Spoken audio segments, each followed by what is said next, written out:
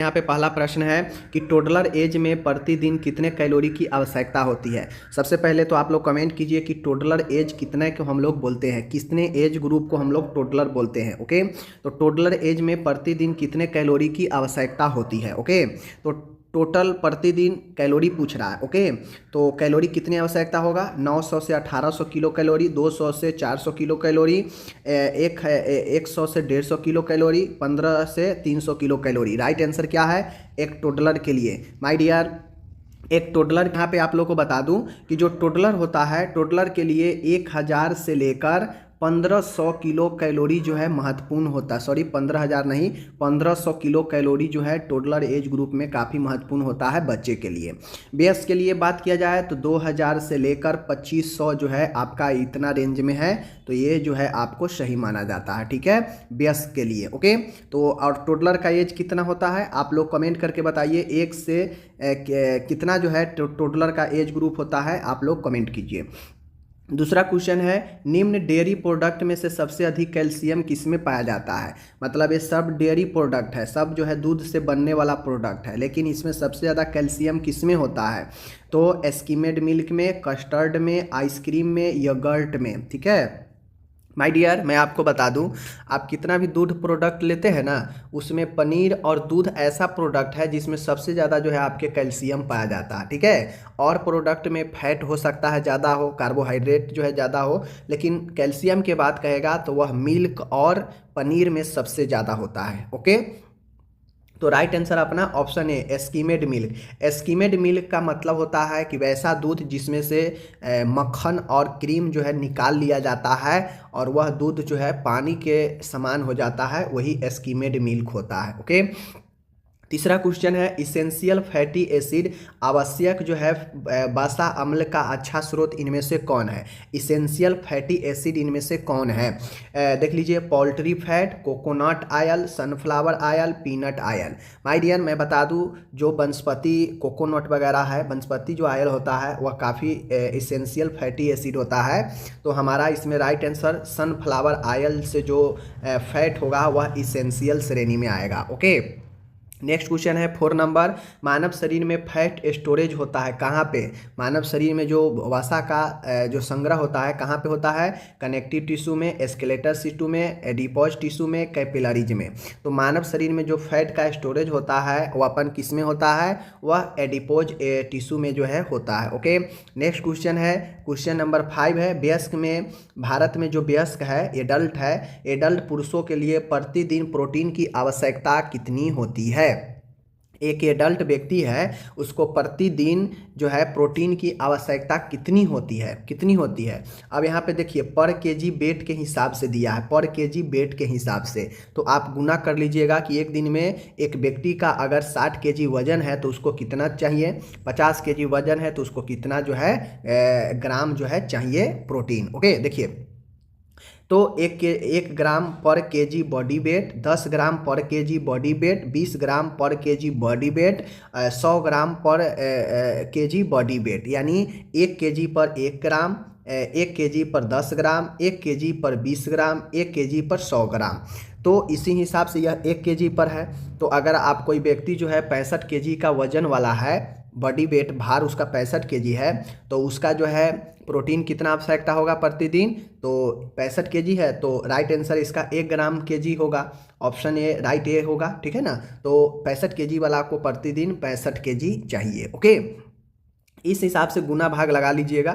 यह 1 ग्राम प्रति KG body weight दिया है ना, लेकिन इसका राइट आंसर जो है पॉइंट कुछ से लेकर पॉइंट जो 1 तक जो है होता है। तो अगर मान गए आपसे प्रतिदिन पूछ ले तो एवरेज जो है 60-62 के आसपास जो है आप लोग लगा सकते हैं, अगर सीधा बॉडी वेट ना दे तो। ओके, ऐसे इसका राइट आंसर ऑप्शन ए होगा। ओके, 6 नंबर है, मानव शरीर में प्रोटीन स्टेटस की जांच के लिए किया जाने वाला टेस्ट कौन सा है। प्रोटीन के लिए कौन सा टेस्ट किया जाता है, ब्लड यूरिया नाइट्रोजन का, बर्न का, सीरम यूरिया का, सीरम एल्बुमिन का, या सीरम क्रेटिनिन का।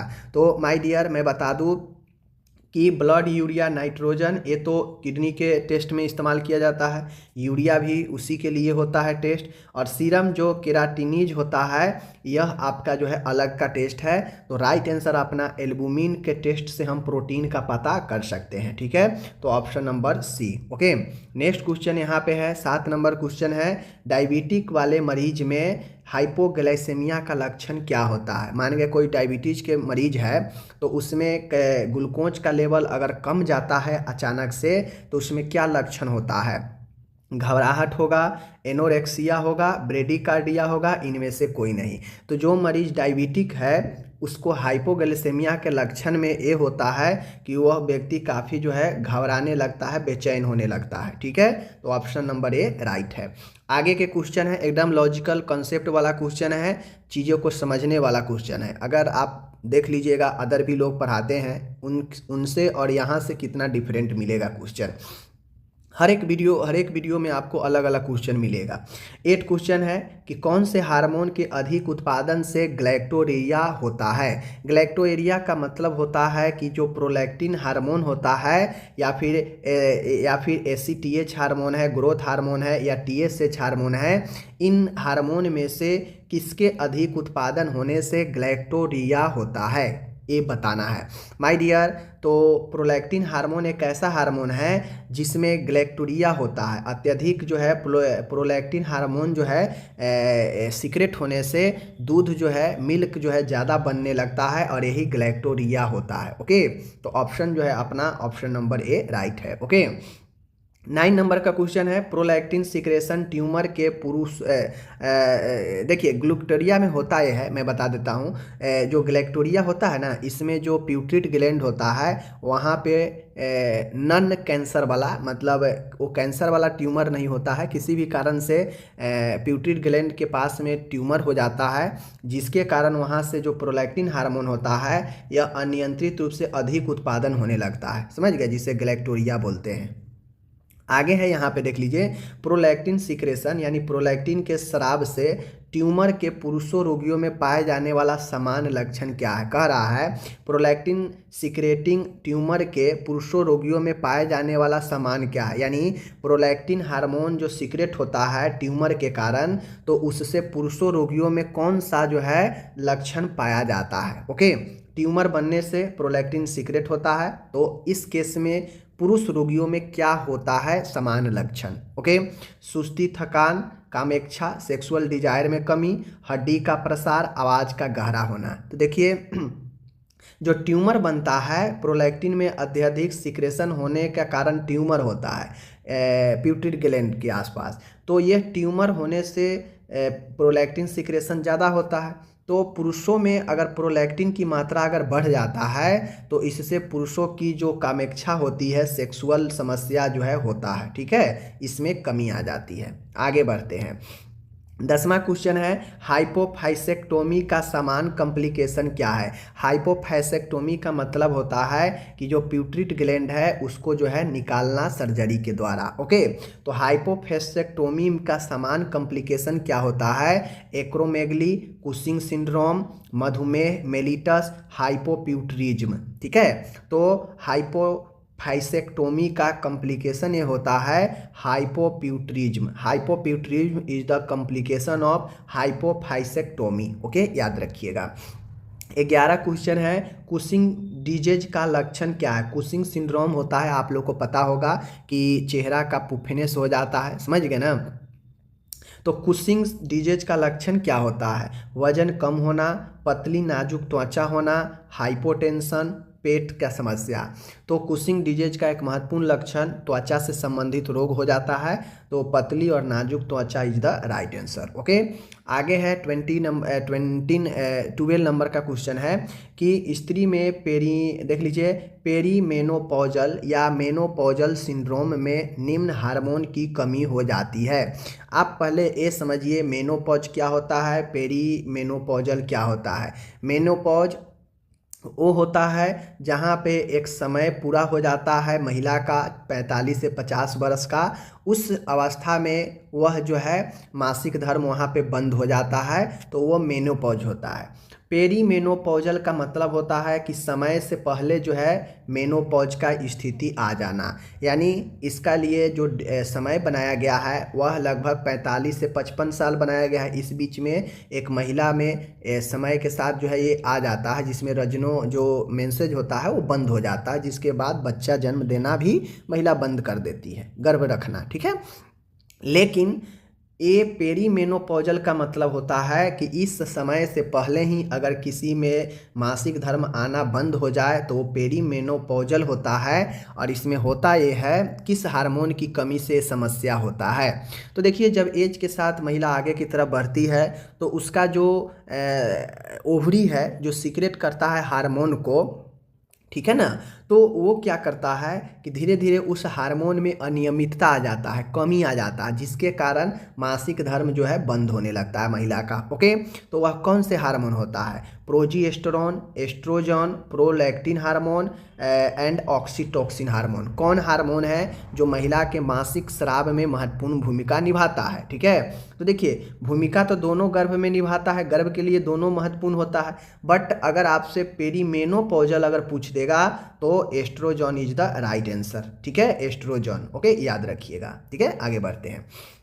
13 का क्वेश्चन है, निम्नलिखित में से कौन सा सामुदायिक स्वास्थ्य नर्सिंग में होम विजिट का प्राथमिक उद्देश्य नहीं है? अब यहाँ पे क्वेश्चन देखिए, नहीं है। अगर है रहता, अगर पूछता तब तो मैं कह देता कि हाँ कौन जो है होम विजिट का उद्देश्य है, लेकिन यहाँ पे पूछा है नहीं है, तो मतलब 3 गो होगा, एक ऐसा है जो नहीं होगा, तो नहीं होने वाला। देखिए, संभावित स्वास्थ्य समस्याओं की शीघ्र पहचान और हस्तक्षेप प्रदान करना, तीव्र देखभाल सेवाएं प्रदान करना, स्वस्थ व्यवहार और रोग की रोकथाम को बढ़ावा देना, परिवारों को सहायता और शिक्षा प्रदान करना। तो आप लोग खुद बताइए, जो लोग को कंसेप्ट क्लियर होगा वो आराम से जो है चीज़ों को बता देंगे, समझ गए। अब जो जिनका थ्योरी कमज़ोर होगा, जो ये चीज़ समझेंगे नहीं कि होम विजिट क्या होता है, तो उनके लिए क्वेश्चन, या फिर उनको ये नहीं पता होगा कि होम विजिट का क्या उद्देश्य है, क्या प्रिंसिपल है, तो फिर ये घूमते रह जाएंगे, समझे नहीं होंगे तो।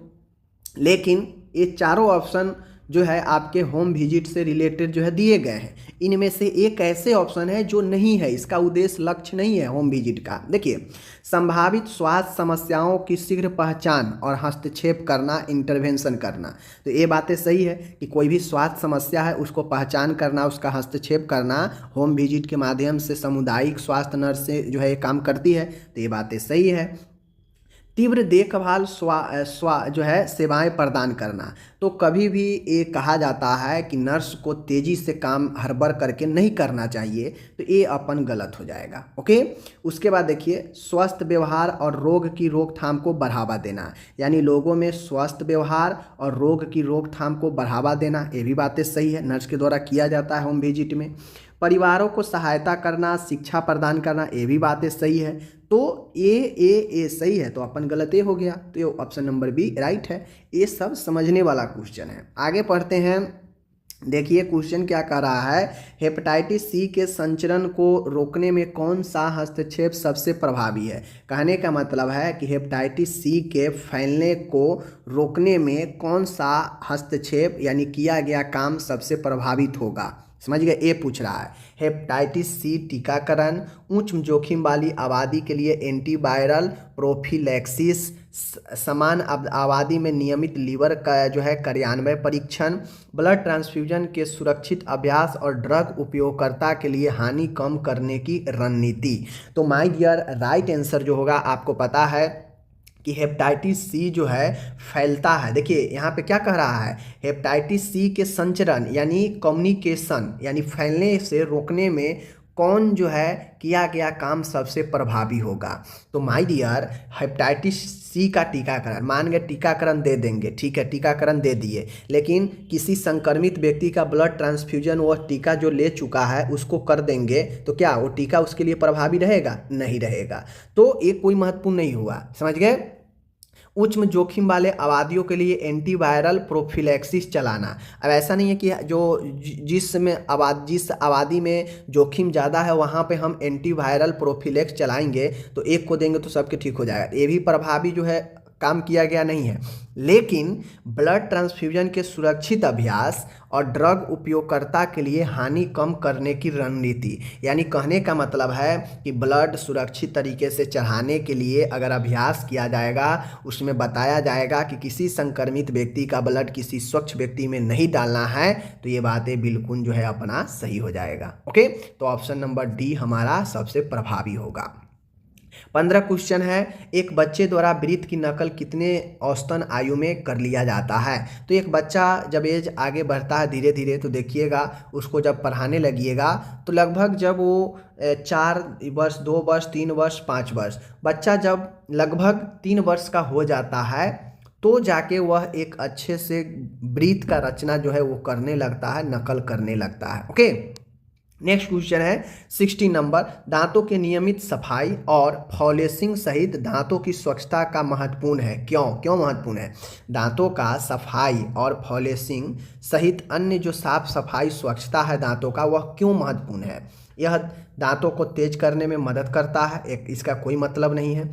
यह दंत क्षय और मसूड़ों की बीमारियों को रोकने में मदद करता है, ये बात सही है। यह आत्मविश्वास और व्यक्तित्व को बढ़ाता है, ये बात गलत है। दांत से आत्मविश्वास को क्या लेना देना है? यह एक धार्मिक प्रथा है, तो ये भी गलत बात है। तो अपना ऑप्शन नंबर बी राइट है। इससे साफ सफाई इसलिए करना चाहिए ताकि जो दंत क्षय होता है, जो मसूड़ों में बीमारी लगता है, उससे रुकावट होगा। ओके, 17 नंबर का क्वेश्चन है, जो भी क्वेश्चन अच्छे हैं। बच्चों के किसकी रक्षा के लिए बाल चिकित्सा नर्सिंग देखभाल में गोपनीयता महत्वपूर्ण है?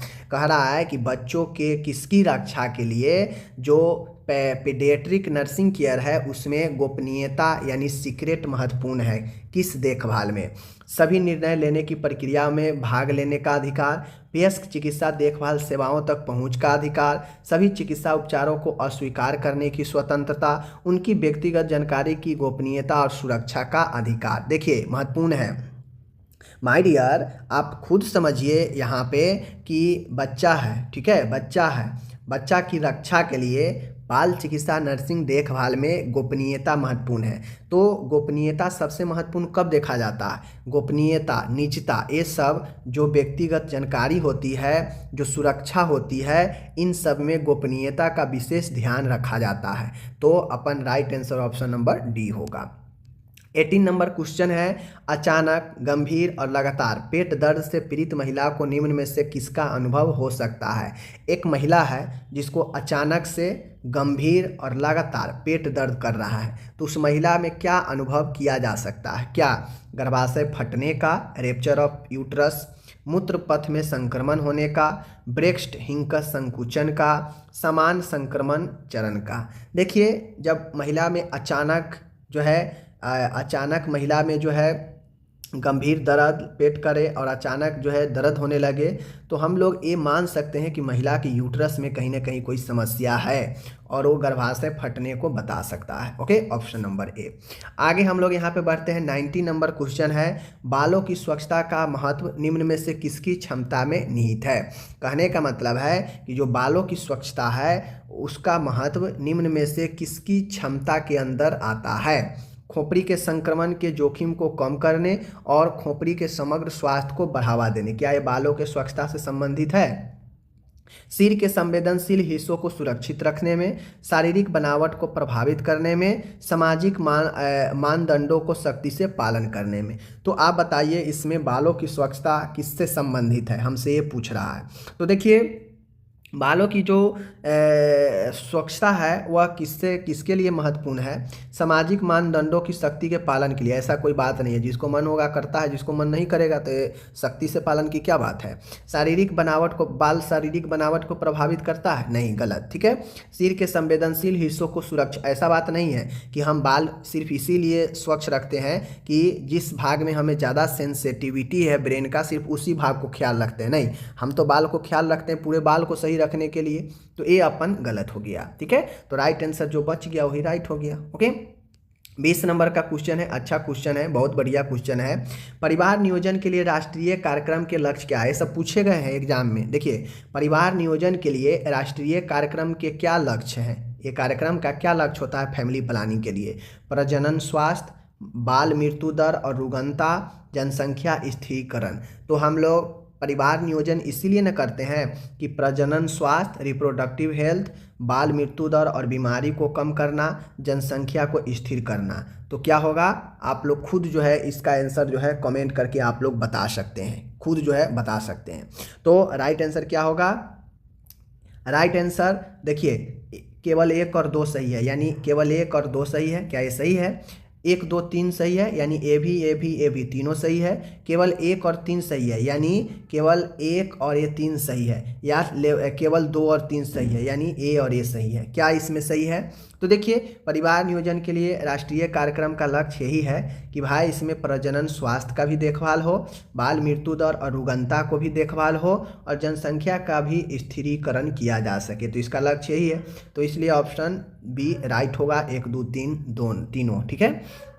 21 है, वयस्कों में इंट्रामस्कुलर इंजेक्शन के लिए सही स्थान क्या है? एडल्ट में जो हम लोग मांस में जो इंजेक्शन लगाते हैं उसके लिए सही जगह कौन सा है, कौन सा मांसपेशी है? ठीक है, ये पूछ रहा है। देखिए डेल्टॉइड मांसपेशी, सब स्केपुलर मांसपेशी, ग्लूटियल मांसपेशी, वेस्टस लैटेरियस मांसपेशी। तो वयस्कों के लिए बात करेगा तो डेल्टॉइड अपना राइट होगा, बच्चे के लिए करेगा तो वेस्टस लैटेरियस मांसपेशी राइट होगा। ओके, ध्यान रखिएगा। आगे है 22 नंबर, अपगार जो है आप लोग जानते होंगे, अपगार बच्चे के गणना किया जाता है अपगार के द्वारा। ठीक है ना। तो ये अपगार के 5 कारकों में से 5 फैक्टर है, आपको पता है, मैं पढ़ाया हूँ। नवजात का असेसमेंट करने में निम्नलिखित में से कौन सा सबसे महत्वपूर्ण कारक है? सबसे कम जो है महत्वपूर्ण कारक है। ठीक है, सबसे कम पूछ रहा है।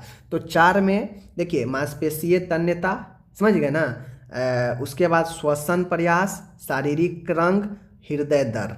तो देखिए मस्कुलर जो टेंसिटी होता है, टेंशन, तन्यता, ये आपका ठीक है, श्वसन भी ठीक है, हृदय दर भी आपका ठीक है, लेकिन सबसे कम जो महत्वपूर्ण होता है वो अपन यही होता है श्वसन प्रयास, शरीर का रंग। शरीर का रंग जिसमें देखा जाता है कि किस प्रकार का रंग है, अधिक गुलाबी है, कम गुलाबी है, ये रंग देखा जाता है। ठीक है ना। तो ये रंग जो है कम महत्वपूर्ण है, महत्वपूर्ण लेकिन एक कम महत्वपूर्ण है। जो 5 कारक है ना चेक करने का, उसमें से शरीर का रंग जो है ये कम महत्वपूर्ण है। ओके। 23 नंबर का क्वेश्चन है, आंत्रेतर मार्ग में औषधि डैश की मार्ग से दी जाती है। कहने का मतलब है कि जो आंत्रेतर मार्ग है उसमें अगर औषधि देना हो तो हम किस मार्ग से देंगे? मरहम के द्वारा, किसकी मदद से देंगे? टैबलेट के द्वारा, कैप्सूल के द्वारा, सिरिंज के द्वारा। तो क्या होगा, आप लोग इसका कमेंट करके खुद बताइए, एक कॉमन क्वेश्चन है। ओके। 24 नंबर का क्वेश्चन अपने पास है, निम्नलिखित में से कौन सा एक अच्छी ऑडियो विजुअल एड्स सहायता का अभिलक्षण है? देखिए ऑडियो विजुअल एड्स को हम लोग हिंदी में श्रव्य दृश्य कहते हैं। ओके।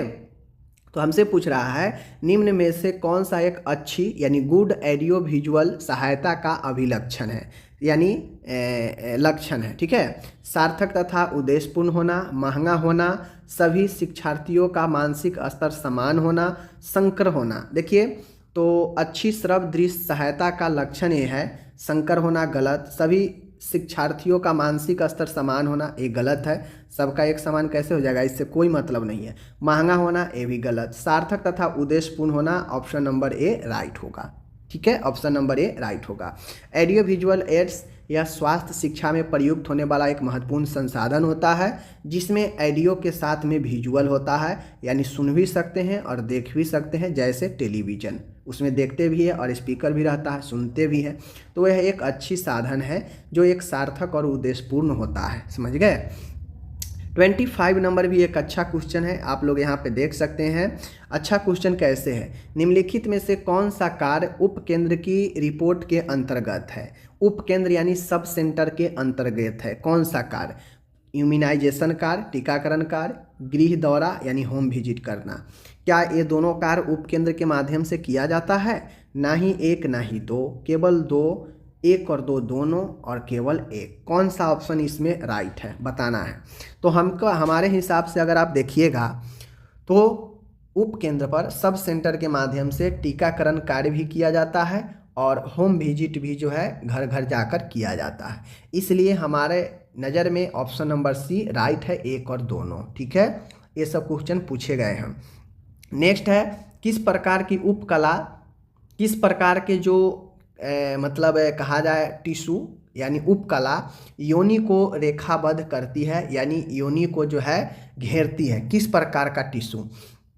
स्यूडो स्ट्रेपिफाइड उपकला, पक्षमाभी उपकला, सल्की उपकला, स्तंभाकार उपकला। हमें बताना है कि योनि के चारों साइड से रेखाबद्ध यानी घेरा हुआ कौन सा उपकला ऊतक है। तो राइट आंसर ऑप्शन नंबर सल्की उपकला जो होता है यह रेखाबद्ध होता है। ओके, नेक्स्ट 27 नंबर है संधानक जघनास्थि श्रोणि संधि में से एक दो जघन अस्थियों के बीच एक संधि है। हमसे ये पूछ रहा है कि संधानक जघना अस्थि जो श्रोणि संधि में एक दो जघन अस्थियों के बीच स्थित है, पर्यारण, कोर, श्लेषक और उपस्थित जन्य। ठीक है, तो मुझे लगता है ये क्वेश्चन गलत टाइप हो गया है, इसको जो है हम लोग छोड़ते हैं। ठीक है ना, ये गलत टाइप हो गया है। आगे हम लोग यहाँ पे बढ़ते हैं। 28 नंबर है थर्ड डिग्री बर्न के लक्षण क्या है। हमसे पूछ रहा है थर्ड डिग्री बर्न्स के लक्षण क्या है। आपको पता होगा जलने का 3 डिग्री, पहला फर्स्ट डिग्री, दूसरा सेकेंड डिग्री एंड तीसरा जो है होता है थर्ड डिग्री होता है। ठीक है, तो ये जो है आप लोग जो है ए होता है प्राइमरी जला हुआ, ए सेकेंडरी और तीसरा टर्शियरी जो गंभीर वाला होता है। समझ गए। तो जो थर्ड डिग्री होता है गंभीर होता है, गंभीर जला हुआ घाव होता है, इसमें बहुत ज़्यादा दर्द के साथ बहुत ज़्यादा जो है जली हुई त्वचा होती है। ठीक है, ध्यान रखिएगा, इसमें जो घाव होता है काफ़ी ज़्यादा अंदर तक जाता है। समझ गए। 29 नंबर का क्वेश्चन है किसी नुकीली चीज़ से कथित हमला किस प्रकार के घाव का अंतर्गत आएगा। ये आपका अगर वाउंड आप लोग पढ़े होंगे, वाउंड घाव का प्रकार, तो आपको पता चल जाएगा कि किसी नुकीले चीज़ों से अगर किसी पर वार किया जाएगा या नुकीले चीज़ से अगर किसी को घाव लग जाता है तो वह किस प्रकार का घाव होता है। ये हम अपने नर्सिंग ज्ञान पर अच्छे से थ्योरी में पढ़ाए हुए हैं। ब्लंट ट्रॉमा वाउंड, ठीक है, पंचर घाव यानी भेदा हुआ घाव, इंसिजन चीरा वाला घाव, विधि वर्ण घाव यानी लेसरेशन वाउंड। देखिए चीरा वाला घाव तो इसमें चीरा लगता है जैसे ब्लेड से, जो धारदार पतली जो होती है नोक वाली धार वाली, उससे चीरा लगता है। जो पंक्चर घाव होता है भेदित घाव, यह नुकीला वस्तुओं से आर पार करके भेद कर देता है। तो ऑप्शन नंबर हमारा बी राइट है। ओके, और आज का यहाँ पे आखिरी क्वेश्चन है 30 नंबर, हाल के IAP दिशा निर्देश के अनुसार किसी शिशु को डैश तक विशेष रूप से स्तनपान कराया जाना चाहिए। तो ये क्वेश्चन सब लोग को आता है। ठीक है, आप लोग को पता है कि एक शिशु को कितने समय तक विशेष रूप से ब्रेस्ट फीडिंग कराया जाना चाहिए। ठीक है ना, तो 4 माह, 6 माह, 3 माह, 9 माह, ये आप लोग को आता होगा। कमेंट करके बता दीजिए कि कितना इसका राइट आंसर होगा। इससे पहले हम ये क्वेश्चन को पूछ भी चुके हैं, पढ़ा भी चुके हैं। ओके, चलिए मिलते हैं अगले वीडियो में। धन्यवाद।